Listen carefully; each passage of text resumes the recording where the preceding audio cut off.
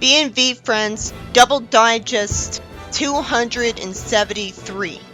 It sure is a good thing the title says "What If," because it starts out with Veronica warping to behind a bush to spy on Archie and Betty in the park without explaining why she can do that. So it justifies the story as a what if scenario by saying what if in the title. But I'd still think part of the appeal would be to see an explanation for how it's possible. We could have gotten to see Mr. Lodge and Betty's parents use witchcraft too, to justify why they have powers. Betty wonders how Veronica always manages to stumble into Archie when she's trying to date him. The next night, Veronica explains to Archie that anytime she makes plans with him, Betty finds out and butts in. So she had to invite him to the movies at the last minute. She gets told she did what Betty did, and says that's different without explaining why, because she's too dumb to. And Betty warps behind them with smoke that makes Veronica cough. This would be caught on camera, so a spy witch must have erased the footage later. She says she has a knack for that too. If they're both magical because they were born witches, wouldn't they have already figured out the other girl's a witch much earlier? This would only make sense if they both only recently got told they're witches. With the same excuse 90s Sabrina had, that she was only told that at age 16 because she's half mortal. Because Archie talks to Jughead as if this is a new thing he's dealing with. Like he just moved to Riverdale, which could also explain it. Veronica looks in the crystal ball, and Betty looks in a cup of tea leaves to find out where Archie is, so they both warp to right beside each other. Lucky for them, they didn't telefrag themselves together, because they warped so close to each other. Veronica says Betty must be a witch as well, and Betty says that explains a lot over the years. These two would have to be complete idiots to have taken years to figure out the other one was a witch. Luckily, they don't instantly decide to abuse magic on each other. And instead, Veronica says they should get down to business, and Betty agrees. And they both harass Archie when he's just trying to have fun with Jughead. I feel like relationships are supposed to have a boundary so this kind of thing can still happen, or it won't be worth it. Archie's so unlucky that both of his main girls don't respect this rule. I assume the reason they don't summon another Archie is that they know they want the actual Archie. Veronica asks Betty what she should turn Archie into because she knows she's a witch, when regardless, she should have been raised to try to keep magic a secret, so she would have kept this to whisper. And Betty would have also whispered. They decide to have a magic duel in the park, as I'm sure Archie is still next to her, confused at what she's saying. After all, she says right, as if she's immediately continuing on from what Betty said. How could Archie have teleported to the trampoline a second later? Why does Betty schedule the magic duel for tomorrow night when they could do it now? They warp to the park while wearing witch costumes, and see Sabrina kissing Archie. Sabrina doesn't even open her eyes, but she somehow knew to warp these two to the moon, and I just have to assume they're surrounded by an air bubble. They would have died otherwise, and she's not evil. How did she know to do this if she had her eyes closed? Well, she would have heard Betty and Veronica, and Archie says he did, but she wouldn't have scared the living daylights out of them. She would have just warped them to their beds and made them think they only dreamed about going to the park. She would have thought she could get away with it because she wouldn't have seen their witch outfits. Betty says there was a zap, which had to confirm that only witches can hear zaps, because if mortals could, Archie would comment on that too, and every mortal would look anytime magic was used, so I wish that was outright explained. But again, you'd think they would have figured out their rival was a witch much earlier, because they would have heard a zap. And the story ends without us getting to see Sabrina's magic undo his screw-ups. Really getting to a great story. This story by Bill Gallagher is about what I have to assume is another universe where Betty and Veronica were born witches. As you expect, they do nothing but abuse the powers. But at least all they do with them is track down and warp to Archie. It still sucks for him and makes witchcraft look bad, but they could be worse. It doesn't take advantage of Betty's character though, because she's supposed to be a goody two-shoes. So she would be using magic for good too, and we don't get to see that. Her whole life revolves around Archie like it's back in the 50s for her. Why did Betty and Veronica take years to figure out the other one's a witch if they've been using their powers for years?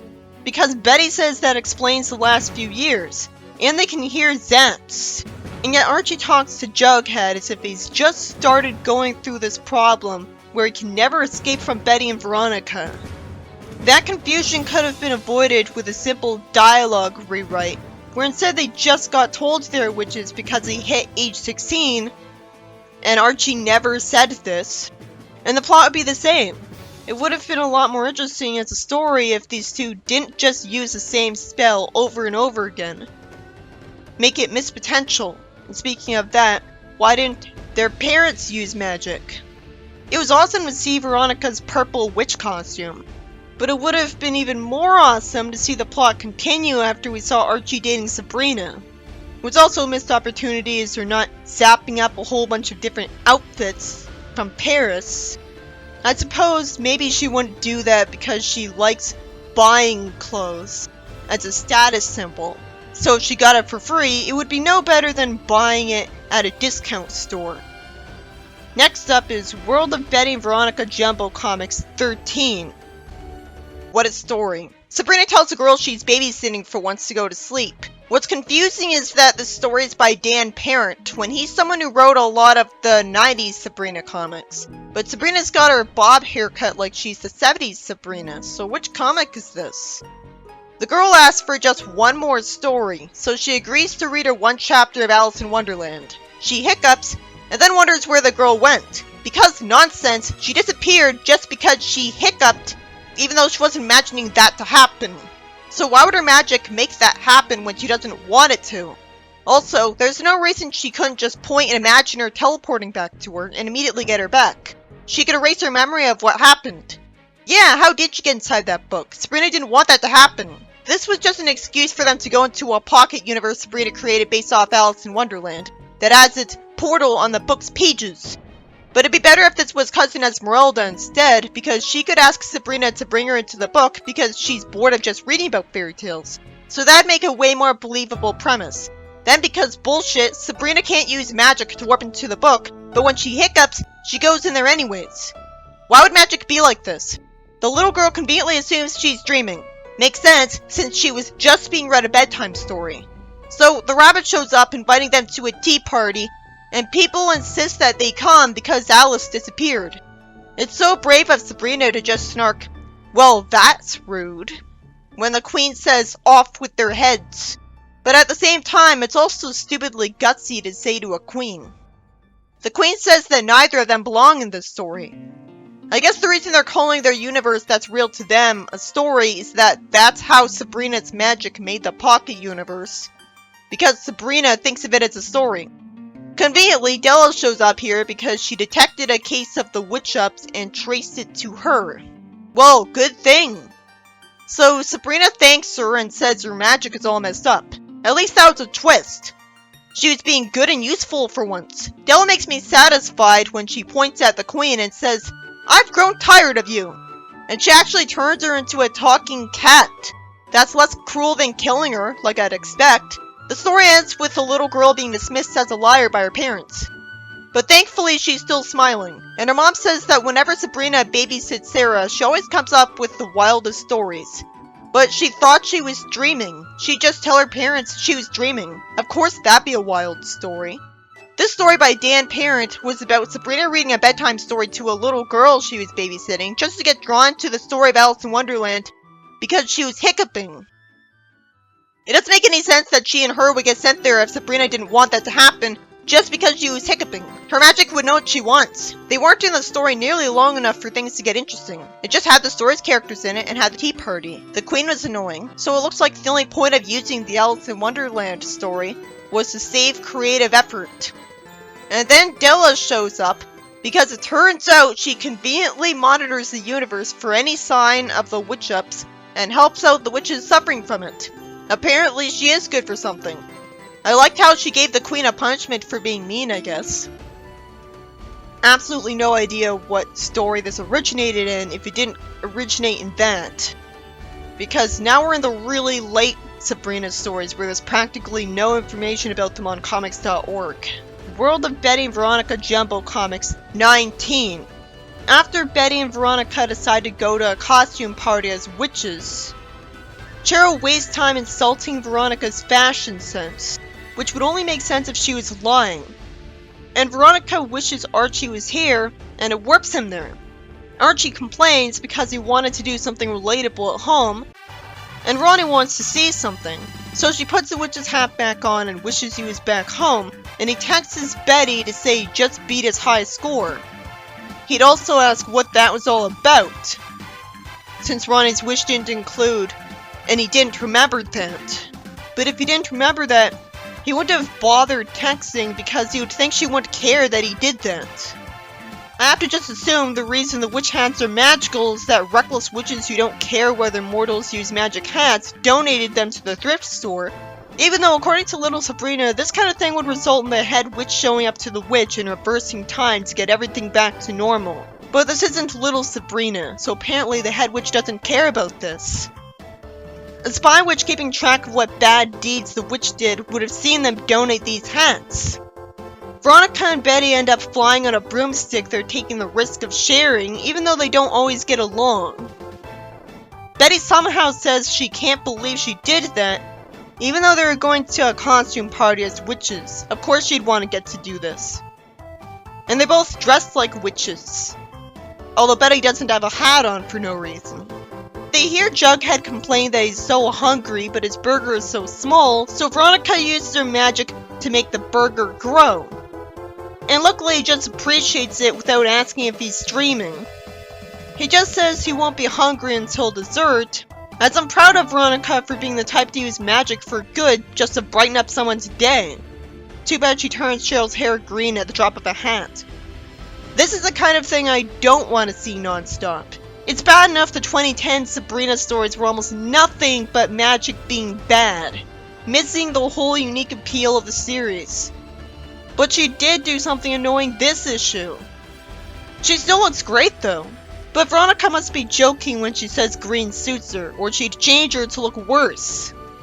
Betty just desperately hopes she'll conclude that she got her hair turned green because she insulted Veronica, even though that was a long time ago. And she might have done other nasty things afterwards. So with that logic, she'd blame it on those. They see Raj filming a movie with some friends, complaining that their acting sucks because they aren't acting scared enough. Betty wishes a real ghost would scare them, and of course it makes them quit. Then it chases Veronica and Betty, who suddenly become complete idiots and run away instead of instantly wishing it away. They could also imagine they were home and go home. Somehow, Veronica says they should have wished for running shoes rather than wishing it away. They could wish for speed shoes. It's nice that they're hugging, but they should know better. Sabrina saves them with a magical vacuum, and somehow expects me to believe only a magic vacuum cleaner could handle a ghost. She makes herself look like an idiot by saying she just thought someone left litter in the woods when it wouldn't look like a ghost. And there's really no point trying to make them think the ghost was just litter. She's better off just erasing their memory. The story ends with Cheryl complaining, and thankfully Sabrina stays in character because she looks alarmed at her green hair instead of laughing at her like they did. This story by Frances Bonnet is about Betty and Veronica getting magic from witch costumes at the thrift store, which they use to bully Cheryl and beat Jughead. I love that it was kind of explained why they have magic this time, although you still have to just assume witches donated the costumes, and that still makes you wonder why the head witch doesn't go reverse everything, and why the costumes even had magic on their own in the first place, when it isn't the habit of witches. It's a shame Cheryl being punished for one forced lie is the only thing memorable about the story, because it's really good that Veronica cared enough to use magic to make Jughead happy just on a whim, with no benefit to herself. This sort of thing should have happened way more often. It's the best thing about the story. But instead they go on to summon a ghost to scare people to help Raj. But then somehow they don't even try to wish it away from them because somehow magic summoned a ghost that wasn't on their side, and Sabrina has to save them because only a magic vacuum can get rid of ghosts all of a sudden. Again, I'm glad Sabrina showed up. It would be weird to have her not in a story like this. It's a relief that these two never thought to use their magic against each other to fight over Archie. Instead, Ronnie warped him home and cared enough about him to keep him there just because he wanted to be there. It's still out of character that they stopped thinking about Archie after that. But it's a much better story that way, because they torment him enough without magic. So it was definitely a better story than the last time.